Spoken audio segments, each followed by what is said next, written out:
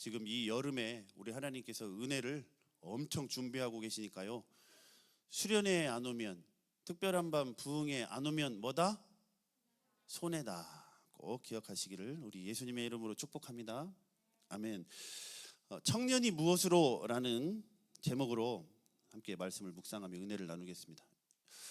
연세대학교 철학과 교수님이신 명예교수님이세요. 김형석 교수님이 계십니다. 이분이 2022년도에 4년 전이죠. 3년 전인가요? 예, 그때 103세셨어요. 103세셨는데 103세 때 책을 쓰셨습니다. 인생 문답이라는 책을 쓰셨어요. 이분이 그때 당시에 책을 쓰셨는데 지금도 정정하게 살아계십니다. 106세, 107세 되셨습니다. 근데 이분이 인생 문답이에요. 여러 가지 인생을 100년 이상 사셨던 그분에게 여러 가지 인생에 관한 질문들을 하는데요. 그에 대한 답을 이 교수님께서 책에 기록해 놓으셨어요. 그런데 첫 번째 질문이 뭐냐면요, 인생을 후회 없이 살려면 어떻게 살아야 됩니까? 라는 질문이에요. 그 교수님께서 이렇게 답을 하십니다. 계획을 세우고 목표를 세우고 살면 많은 도움이 될 것입니다 라고 이 교수님께서 말씀을 하시더라고요. 여러분, 제가 여러분에게 청년의 때에 강조하는 것이 무엇입니까? 목적 있는 삶이라고 했죠. 목적, 내 삶의 방향을 정확하게 잡고 그 목적을 붙잡고 인생을 살아갈 때 이 인생이 지혜롭고 복 있는 삶이다 라고 말씀을 드립니다. 이 김영석 교수님도 그러시더라고요. 여러분, 인생의 목적을 가질 때에 때가 있습니다. 삶에는. 그런데 오늘 성경 말씀에서는 청년의 때가 너무나도 중요하다고 가르쳐주고 있어요. 저와 여러분의 때가 너무나도 중요하다고 가르쳐 주시는 거예요. 저도 청년이거든요. 왜냐하면 여러분, 여기 제가 말씀을 살펴봤더니 하나님 저도 청년입니까? 했더니 마음이 하나님 중요하시대요. 마음이 중요하다고 주석서를 보니까 나와 있더라고요. 여러분 많이 동의 안 하시는 것 같은데 우리 장로님도 청년인 줄로 믿습니다. 저도 청년, 여러분도 청년, 우리는 다 함께 청년. 할렐루야. 예, 여러분, 그렇다면 오늘 말씀을 통하여서 이 청년의 때에 하나님께서 우리의 인생을 너무나도 은혜와 축복을 주시기를 원하시는 그 하나님께서 어떠한 목적을 가지고 어떤 방향 설정으로 살기를 원하시는지 말씀을 통해서 함께 살펴보도록 하겠습니다. 먼저 여러분 9절 말씀을 다시 한번 읽어보겠습니다. 시작. 청년이 무엇으로 그 행실을 깨끗하게 하리이까? 주의 말씀만 지킬 따름이니이다. 아멘. 사랑하는 여러분, 거룩의 능력은 하나님의 말씀으로부터 나온다는 사실을 꼭 기억할 수 있기를 우리 주님의 이름으로 축복합니다. 여러분, 하나님은요, 한마디로 표현하기가 어려운 하나님이세요. 너무나도 하나님에 대한 수식어가 많습니다. 그 중에 대표적인 것이 바로 거룩하신 하나님입니다. 거룩하신 하나님. 천사들도 하나님을 영원히 찬양할 때 어떻게 찬양하냐면요, 전지전능하신 하나님, 전지전능하시다 이렇게 찬양하는 게 아니에요. 천사들도 이사야 6장을 보시면 거룩하다, 거룩하다, 거룩하다라고 하나님을 찬양하고 노래해요. 하나님의 속성 중에 대표적인 것 중에 하나가 바로 거룩하심이에요. 거룩하심. 그래서 하나님께서는 말씀하십니다. 내가 거룩하니 너희도 거룩할지어다 라고 말씀하셔요. 왜 그럴까요? 하나님께 내가 거룩하니 너희도 거룩할지어다. 하나님께서는 이 거룩의 속성을 사랑하는 자녀들과 함께 같이 공유하기를 원하시는 거예요. 죄로 인해 하나님과 관계가 깨어졌던 저와 여러분을 예수 그리스도의 십자가를 통해서 다시 연결시켜서 화목하게 하시고 그 거룩을 함께 공유하기를 원하세요. 여기 본문에서 지금 시인이 청년이 무엇으로 그 행실을 깨끗게 하리이까? 주의 말씀을 따라 지킬 따름이니이다라고 고백하거든요. 이 시편 119편의 저자는 학자들이 두 분 중에 한 분이 아닐까라고 추측합니다. 첫 번째는 다윗입니다. 이 시편 119편은 이 전체 성경 중에서 가장 긴 장이에요. 176절까지 있어요. 그런데 여러분, 이 시편 119편 1절부터 176절까지 전체가 딱 하나를 찬양하고 있어요. 뭘 찬양하냐? 살아계신 하나님의 말씀을 찬양하고 있어요. 단어만 계속 바뀝니다. 하나님 말씀, 하나님의 율례, 규례, 법도, 훈계, 교훈, 뭐 다양하게 하나님의 말씀을 계속해서 전절에서 찬양하고 있어요, 여러분. 이 말씀을 경험하여서 맛을 본 사람이에요. 그래서 다윗 저작설이라는 한 가지 견해가 있고, 또 하나는 에스라 저작설입니다. 구약 성경 전체, 이스라엘 전 유대인들의 가장 존경하는 학자 중 세 사람 학자 중에 한 분이셨던 에스라, 가말리엘, 힐렐, 에스라, 이 3대 학자 중에 한 분이 바로 에스라인데, 에스라의 저작이 유력하다라고 보는 학자들도 있어요. 그런데 저는 다윗이 짓지 않았을까 하고 저는 한번 생각해 봐요. 이거 보면 다윗의 다른 시편들과 비교해보고 다윗의 인생을 묵상해 봤을 때 그가 이렇게 찬양했을 것 같아요. 다윗도 여러분 청년의 시대가 있었습니다. 청년의 때를 지나오면서 여러 가지 시행착오가 있었어요. 실수도 해보고 하나님 앞에 범죄도 해보고 하나님의 회초리도 맞아봤어요. 그리고 나서 그가 하나님 앞에서 이 찬송시를 지어 올리는데, 청년이 무엇으로 그 행실을 깨끗게 하리까? 주의 말씀을 따라 지킬 따름이니이다 라고 말씀해요. 무엇으로 그 행실을 깨끗게 하겠습니까? 라고 했을 때 이 행실은요, 여러분, 인생을 살아나가는 과정과 방법이라는 의미를 담고 있습니다. 그러니까 한 사람이 삶을 대하는 태도예요. 그리고 삶을 살아가는 모든 양식, 모든 삶의 스타일들, 이것을 다 담고 있는 것이 이게 행실입니다. 청년이 무엇으로 그 행실을, 그 삶의 모든 길을, 모든 삶의 태도를 깨끗하게 할 수 있을까요? 라고 질문하는 거예요. 저와 여러분도 여러분 삶의 스타일이 있죠. 내 삶을 대하는 태도들이 다 있을 겁니다. 그렇죠? 내 삶을 어떻게 살아가는 각자의 인생관들이 있을 겁니다. 그런데 이 나의 삶의 태도를 어떻게 깨끗하게 하겠습니까? 라고 질문합니다. 근데 여기 여러분, 우리가 또 중요하게 알아야 될 것이 이 깨끗게 하다라는 의미예요.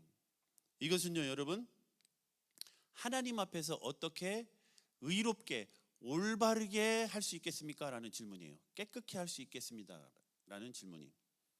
하나님, 제가 어떻게 저의 모든 삶의 태도와 저의 삶의 인생에 대한 가치관을 하나님 앞에 올바르게 의롭게 할 수 있을까요? 라는 질문인데요, 여러분, 이 의롭다는 이 의미를 더 깊이 알아야 돼요. 이 의롭다는 말은 뭐냐면요, 좋은 일하고 죄를 짓지 않아서 깨끗하게 하고 내가 의인이 되어서 서 있는 것, 이렇게 생각하기 쉬워요. 그런데 여러분, 이 하나님 앞에 내가 올바르고 의롭다라는 것은요, 하나님과의 관계를 뜻하는 용어입니다. 내가 어떻게 하면 하나님 앞에서 하나님과 올바른 관계를 가지고 살아갈 수 있을까요? 라고 질문하는 거예요. 이 시인이 하나님과의 관계가 너무너무 소중하다는 사실을 인생의 경험을 통해서 체험적으로 깨닫고 고백하는 거예요. 하나님, 제 젊은 시절을 생각해 봤을 때 청년이 무엇으로 그 삶의 모든 태도를 거룩하게 하나님 앞에 올바른 관계를 유지하면서 살 수 있을까요? 라고 질문하는 겁니다. 이것이 바로 하나님, 제 삶을 어떻게 정결하고 거룩하게 하나님께 드릴 수 있을까요? 라는 질문과도 같다는 것입니다. 그러면서 질문하고 답을 하는 형식으로 하나님께 찬양을 올려드리는 거예요. 뭐라고 답을 합니까? 주님의 말씀만 따라서 살 뿐입니다 라고 고백해요. 주의 말씀만 지킬 따름이니이다. 사랑하는 여러분, 하나님 앞에서 올바른 관계를 가질 수 있는 능력이 어디에서 나온다고 합니까? 하나님의 말씀에서 나온다고 합니다. 하나님과의 올바른 관계, 내가 정결하고 의롭고 거룩하게 될 수 있는 유일한 비결, 하나님께서 저와 여러분에게 주신, 거룩하게 살 수 있도록 주신, 값없이 주신 선물, 이것이 바로 여러분 하나님의 말씀이라고 그래요. 히브리서 4장 12절에서는 이렇게 말씀합니다. 하나님의 말씀은 살아있고 운동력이 있어 활력이 있어 좌우의 날선 어떠한 검보다도 예리하여 우리의 혼과 영과 및 관절과 골수를 찔러 쪼개기까지 하며 라고 말씀합니다. 여러분, 살아계신 하나님의 이 말씀은요, 우리가 성경을 펴서 읽을 때 그냥 글을 읽는 것 같잖아요. 이 말씀은요, 여러분, 하나님의 영인 것을 믿으시기를 예수님의 이름으로 축복합니다. 요한복음 6장 63절에서 예수님께서 말씀하셔요. 살리는 것은 영이니 육은 무익하니라. 내가 너희에게 이른 말은 영이요 곧 생명이니라 라고 말씀하셨어요. 여러분, 이 말씀이 여러분 영이에요. 영. 우리가 말씀을 읽을 때요, 사모하는 마음으로, 감사하는 마음으로, 갈급한 은혜를 갈급한 마음으로 기도하고 성경을 읽으면요, 하나님의 성령께서 내 영을 깨우시고 살아계신 하나님의 영으로 감동된 이 말씀이 내 안에 성령으로 임한다는 사실을 여러분 꼭 기억할 수 있기를 우리 예수님의 이름으로 축복합니다.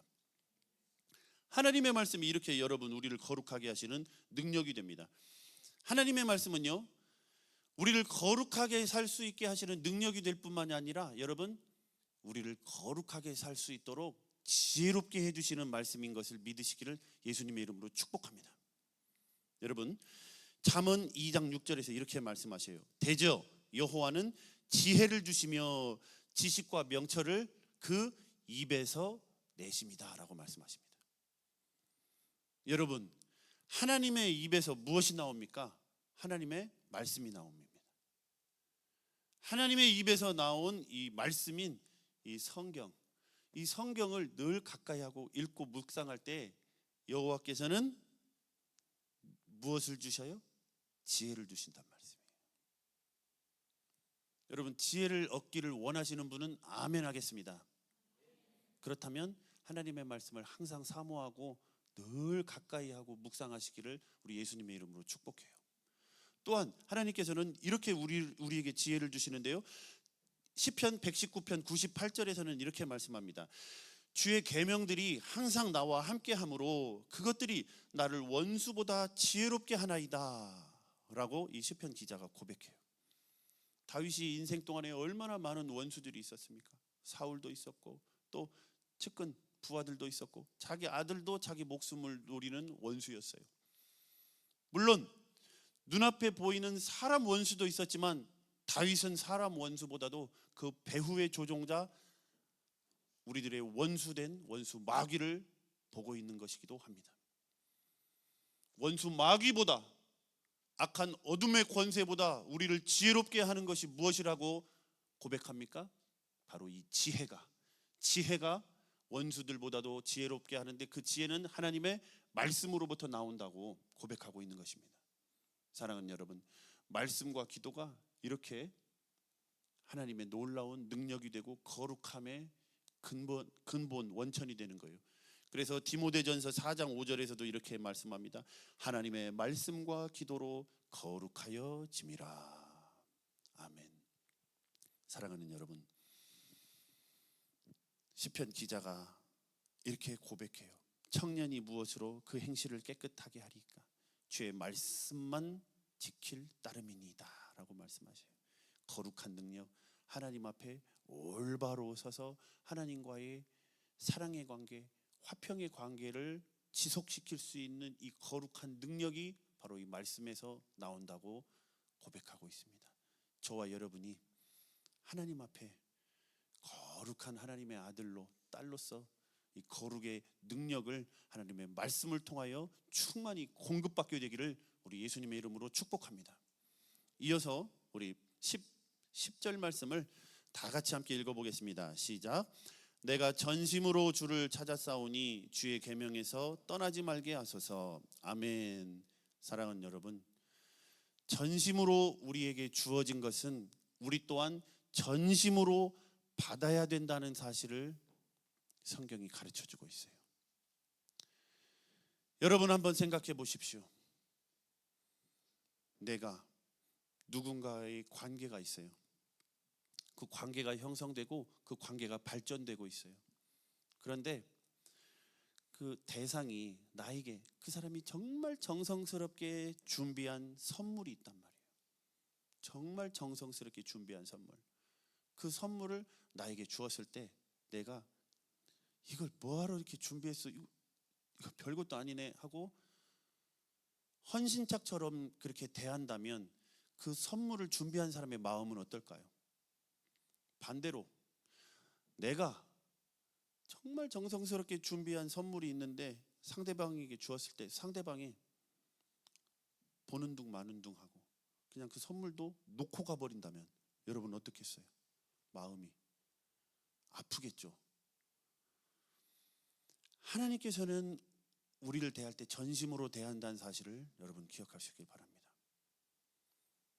그렇다면 우리는 하나님을 어떻게 대해야 될까요?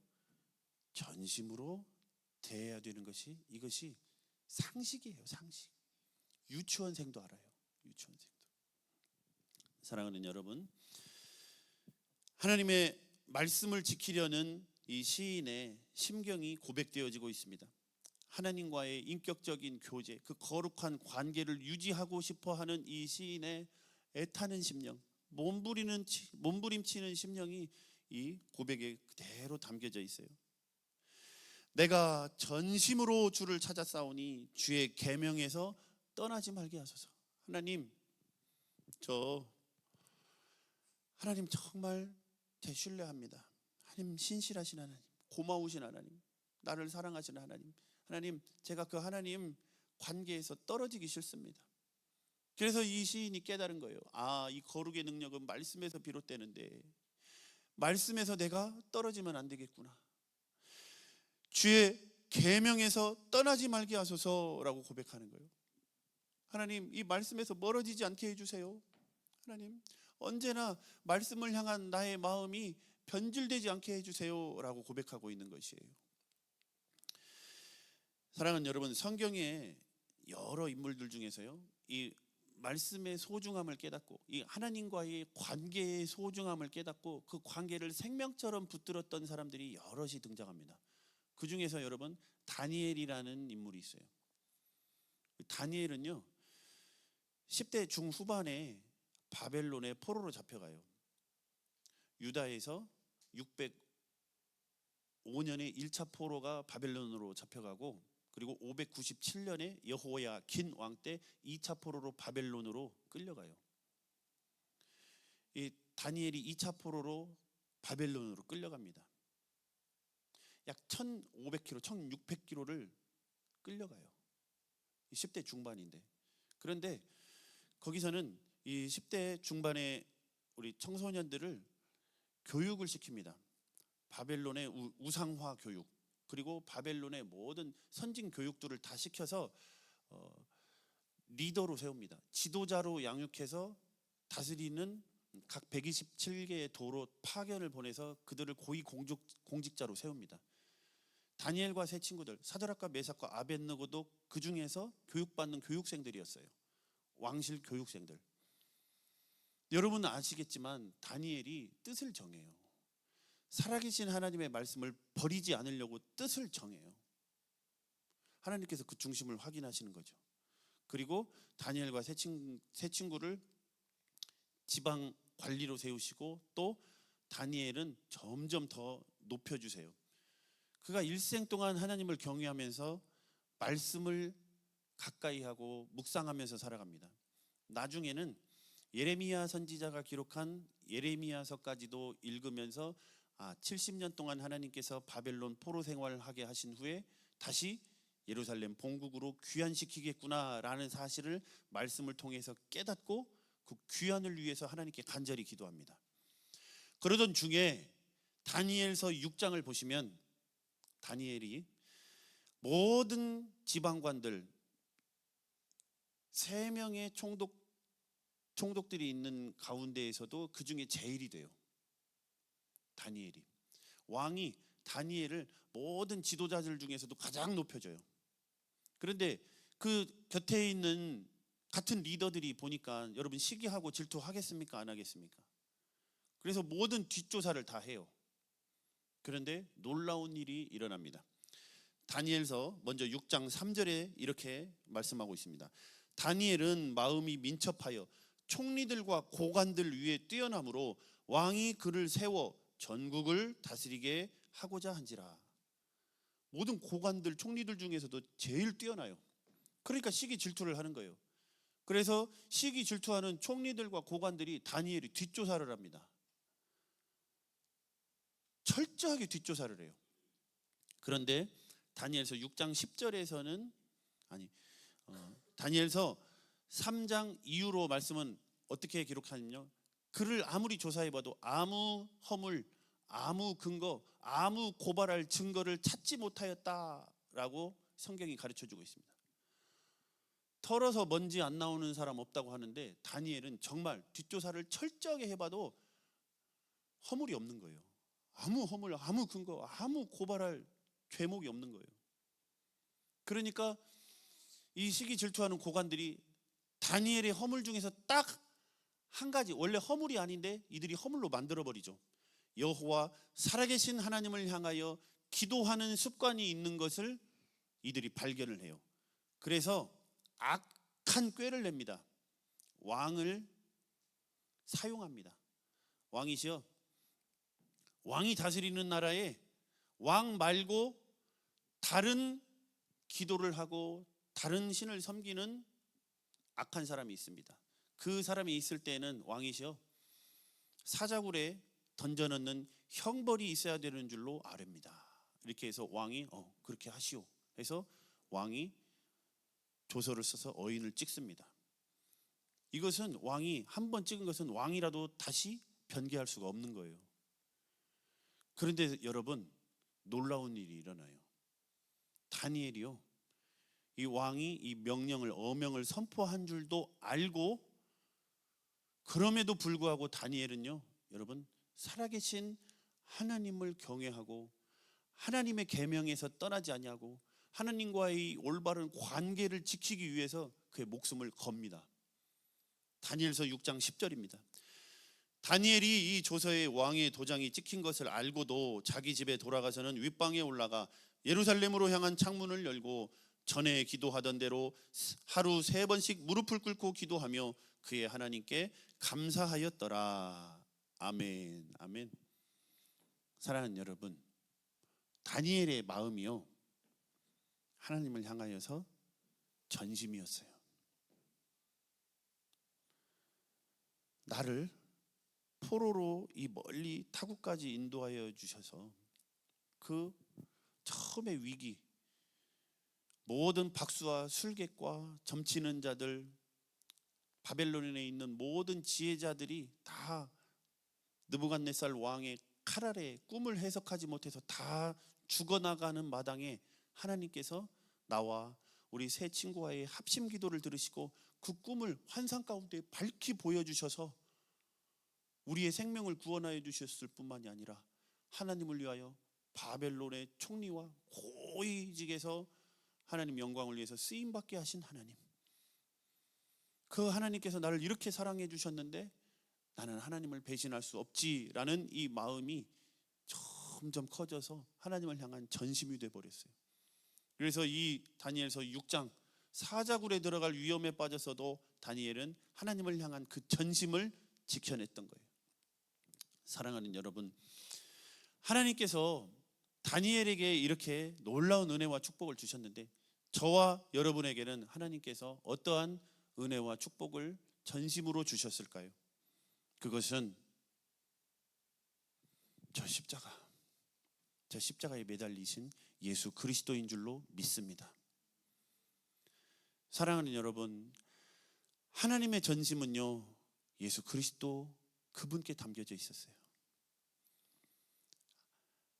예수 그리스도와 하나님 아버지와 성령은 완전한 하나세요. 예수님은 아버지를 온 생명으로 사랑하고, 아버지는 예수 그리스도를 자신보다 사랑하시고, 성령 하나님께서는 그 사랑으로 하나를 이루시고, 이 완전한 사랑 가운데 예수님이 성육신하셨습니다. 그 예수님께서 육신으로 이 땅에 오셨다가 모든 하나님의 계명을, 하나님을 사랑하여서 다 지키세요. 순종하시고. 사랑하면 여러분 그 계명을 지키게 돼요. 그래서 예수님께서 하나님 아버지의 말씀에 모든 뜻에 순종하시고, 마지막 그 고난의 잔, 십자가의 잔, 그 잔까지도 순종함으로 예수님께서 받습니다. 그것이 바로 십자가의 죽으심이에요. 그리고 십자가에 죽으셨다가 예수님께서는 모든 사망 가운데에서 그 모든 정수리를 깨뜨리시고 예수님께서는 다시 부활하세요. 그리고 하나님 보좌 우편에 앉아 계시죠. 그리고 예수 그리스도를 믿는 자들에게 성령으로 우리 예수님께서는 오셔서 우리 마음 가운데 거하신다는 사실입니다. 하나님의 전심은 바로 예수 그리스도의 이 놀라운 복음 안에 있다는 사실을 여러분 꼭 기억할 수 있기를 바랍니다. 베드로전서 1장 23절부터 25절까지의 말씀을 여러분 함께 읽을 텐데, 눈을 한번 크게 떠보셔요. 점심들을 많이 잡수셨는지 눈 한번 크게 떠보셔요. 옆에 한번 확인 한번 해세요. 눈 크게 떴나? 자, 예수의 이름으로 졸음은 물러갈지어다. 자, 말씀을 보겠습니다. 우리 베드로전서 1장 23절부터 25절까지 이 말씀이 얼마나 귀하고 하나님의 전심이 담겨져 있는지 우리 하나님의 말씀을 함께 읽겠습니다. 시작. 너희가 거듭난 것은 썩어질 씨로 된 것이 아니요 썩지 아니할 씨로 된 것이니 살아있고 항상 있는 하나님의 말씀으로 되었느니라. 그러므로 모든 육체는 풀과 같고 그 모든 영광은 풀의 꽃과 같으니 풀은 마르고 꽃은 떨어지되 오직 주의 말씀은 세세토록 있도다 하였으니 너희에게 전한 복음이 곧 이 말씀이니라. 아멘, 아멘, 아멘. 우리가 거듭난 것, 구원받은 것은 바로 살아계신 하나님의 말씀을 통하여서 우리가 구원받았는데, 바로 이 말씀이 뭐라고 합니까? 곧 복음이니라 라고 말씀. 왜 이 말씀이 복음입니까? 말씀이 육신이 되어 우리 가운데에 오신 분이 예수 그리스도. 로마서 1장, 이 복음은 예수 그리스도시니라. 사랑하는 여러분, 이번 수련의 주제가 뭡니까? 오직 복음이에요. 복음. 여기서 예수 그리스도를 여러분 인격적으로 만난 분도 계실 것이고, 아직 예수 그리스도를 인격적으로 만나지 못한 분도 계실 거예요. 하나님께서 값없이 주시는 이 은혜의 선물, 영원한 생명과 당신의 나라를 주기를 원하셔서 이 오직 복음의 놀라운 은혜의 자리로 우리를 초청하고 계십니다. 아까 광고할 때 말씀드렸던 대로 수련회 안 오면 여러분 뭐라고요? 손해인데 엄청 큰 손해예요. 영적 손해. 다른 사람들은 예수님 만나고 은혜로 충만해지고, 와, 그리스도 함께 십자가에 못 박혀 죽는 것이 이 엄청난 일이야? 예수 그리스도의 부활 생명을 내가 가지고 이 믿음을 내가 쓰면서 하나님 말씀을 내가 살아내는 것이 이렇게 어마어마한 하나님께서 감춰진 지혜와 능력의 비밀이야? 다들 이렇게 거룩한 삶, 능력 있는 삶을 살아가는데 나만 가식의 가면을 쓰고, 여러분 그렇게 사실래요? 그럴 수는 없어요. 그럴 수는 없어요. 살아계신 예수 그리스도의 이 복음에 여러분 부딪혀서 이 복음의 능력을 경험하고, 살아계신 하나님의 말씀의 능력, 성령의 능력, 하나님의 지혜로 이 땅을 살아가야 돼요. 수련회에 꼭 오실 수 있기를 우리 예수님의 이름으로 축복합니다. 아멘, 아멘, 아멘. 꼭 오셔야 돼요. 꼭 오셔야 돼요. 우리 이어서 11절 말씀을 함께 읽겠습니다. 시작. 내가 주께 범죄하지 아니하리하여 주의 말씀을 내 마음에 두었나이다. 아멘. 사랑하는 여러분, 내면화된 말씀, 내면화된 말씀, 체득한 말씀은 죄를 이기는 힘이 된다는 사실을 여러분 꼭 기억할 수 있기를 바랍니다. 내가 주께 범죄치 아니하리 하여 주의 말씀을 내 마음에 두었나이다. 이거 경험적 고백이에요. 사랑하는 여러분, 여러분 이 다윗은요, 죄가 얼마나 악한지를 알아요. 얼마나 파괴적인 것을 알아요. 경험적으로 알아요. 여러분, 다윗이 하나님을 소년 때부터 사랑했어요. 다윗이 너무나도 하나님을 사랑하고 도망자 신세 때도 하나님을 의지하고, 그래서 하나님이 인생을 이렇게 연단해 가시고 하나님 경외하도록 인도하시는구나 라는 것을 깨달아요. 그런데도 다윗도 이렇게 하나님을 깊이 경험하고도 넘어질 때가 있었어요. 그것이 바로 밧세바와의 범죄입니다. 밧세바와 남편이 있는 아내와 간음을 해요. 그리고 그 죄를 덮기 위하여서 충신을 죽음 가운데로 몰아넣어요. 살인교사, 살인죄를 저질러 버려요. 거짓으로 덮어요. 그리고 영적 문둥병에 걸려가지고 죄가 죄인 줄도 몰라요. 내가 범죄해놓고 영적 무감각에 빠져가지고 양심의 일말의 가책이나 느꼈을까요? 그냥 덮으려고 해요. 그렇게 영성 깊었던 다윗도 이렇게 무감각해질 수가 있단 말이에요. 그때 하나님께서 하나님의 종 나단 선지자를 보내서 다윗을 깨우치게 하고 회개하게 하셨어요. 다윗이 눈물로 베개를 적시고 침상을 띄우고 하나님께 간절히 회개해요. 간절히. 와, 하나님 은혜 아니면 살아갈 수가 없네요. 그렇게 다윗이 돌이킵니다. 돌이키지만 여러분 잘 들으셔야 돼요. 나단 선지자가 아주 중요한 하나님의 말씀을 전합니다. 이것이 사무엘하 12장 10절과 11절 말씀입니다. 제가 읽어드리겠습니다. 이제 내가 나를 업신여기고 햇사람 우리아의 아내를 빼앗아 내 아내로 삼았은즉 칼이 내 집에서 영원토록 떠나지 아니하리라 하셨고, 여호와께서 또 이와 같이 이르시기를, 보라, 내가 너와 내 집에 재앙을 일으키고 내가 내 눈앞에서 내 아내를 빼앗아 내 이웃들에게 주리니 그 사람들이 내 아내들과 더불어 백주에 동침하리라. 하나님의 징계의 말씀이에요. 철저히 회개했는데 징계의 말씀을 주셔요. 여러분, 이 말씀대로 됩니다. 다윗이 그렇게 사랑하는 자녀들이요, 서로 죽여요. 아들과 딸이 강간을 해요. 또 이어서 아들은 하나는 반역을 일으켜요. 자기를 죽이고 스스로 왕이 되려고 찬탈을 도모해요. 그리고 그 찬탈 도모 과정에서 자기들의 후궁들과 백주대낮에 관계를 맺고 부하들과 함께, 이런 엄청난 끔찍한 일이 하나님의 예언대로 됩니다. 사랑하는 여러분, 이렇게 죄악이 나의 인생을 파괴하는 것이었구나라는 것을 다윗이 깨닫는 거예요.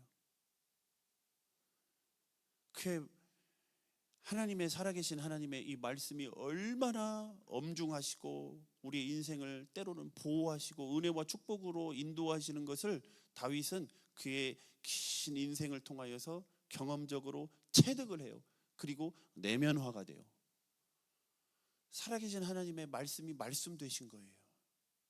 그래서 이렇게 고백하는 거예요. 내가 주께 범죄치 아니하려 하여 주의 말씀을 내 마음에 두었나이다 라고 고백합니다. 그 이후로 다윗은요, 점점 예수 그리스도를 닮아가요. 그러면서 이 시편을 여러분 쭉 기록해 나갑니다. 시편 119편. 그 인생을 회고하면서, 와, 하나님의 말씀이 이처럼 놀라운 나를 향한 사랑의 말씀이 있구나라는 걸 깨닫고, 그가 시편 119편 내내 고백하는데 세 절만 여러분 함께 같이 우리 다윗의 고백에 우리 함께 같이 빠져보기를 원합니다. 우리 시편 119편 72, 97, 136절 말씀을 같이 함께 읽어보겠습니다. 시작. 주의 입의 법이 내게는 천천 금은보다 좋으니이다. 내가 주의 법을 어찌 그리 사랑하는지요. 내가 그것을 종일 작은 소리로 읊조리나이다. 그들이 주의 법을 지키지 아니하므로 내 눈물이 시냇물같이 흐르나이다. 아멘. 사랑하는 여러분, 다윗이 하나님의 말씀을 사랑할 뿐만이 아니라 하나님을 사랑하니까 이제 하나님의 마음이 내 안에 부어지게 된 거예요. 여러분, 남자친구 여자친구 교제해 보셔서 아시죠? 깊이 사랑하면요 그 사람 마음이 내 안에 부어집니다. 혹시 모르시나요? 모르시면 한번 경험해 보시기를 우리 예수님의 이름으로 축복합니다. 정말 사랑하면요 그 대상의 마음이 내 안에 부어져요. 그러니까 다윗이 고백하는 거예요. 주의 말씀을 지키지 않은 사람들 보면 하나님 아버지 얼마나 애간장이 타고 저들이 하나님의 말씀을 벗어나서 정말 스스로 인생을 파괴하는 삶을 사는지, 하나님이 얼마나 아픈 마음으로 그들을 바라보고 있는지 내 마음이 아파요. 내 눈에 눈물이 시냇물처럼 흐릅니다. 하나님 아버지, 이렇게 고백하고 있는 것입니다. 사랑하는 여러분, 다윗은 이리하여서 점점 죄와 멀어지게 됩니다. 그리고 그는 하나님의 마음에 합한 자가 돼요. 하나님의 마음에 합하여서 그가 하나님과 마음을 교환해요. 그리고 하나님께서 이스라엘을 향한 하나님의 모든 뜻을 다윗이 다 이루어 드립니다. 그리고 하나님께 영광 돌립니다. 사랑하는 여러분, 저와 여러분이 이 살아계신 하나님의 말씀을 사랑하여서 여러분같이 소중한 청년의 때에 살아계신 하나님의 말씀을 가까이 하고 그 하나님의 말씀의 위력이, 그 지혜와 능력이 얼마나 큰지를 여러분 경험하시고 죄를 이기는 능력, 또 하나님의 놀라운 축복을 믿음 눈으로 바라보시는 이 놀라운 은혜를 경험하여서 살아계신 하나님의 복음의 능력으로 살아갈 수 있는 저와 여러분이 될 수 있기를 우리 예수님의 이름으로 축원합니다. 아멘. 함께 찬양 드리겠습니다.